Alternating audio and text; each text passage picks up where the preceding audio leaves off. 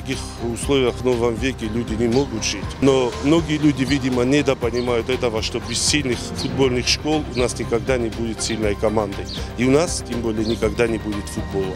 Нам нужен только какой-то толчок, чтобы мы снова смогли воспитывать футболистов высочайшего класса и давали их нашему клубу, чтобы наша команда снова вышла в высшую лигу, и чтобы снова мы видели, как заполняется чаша нашего стадиона.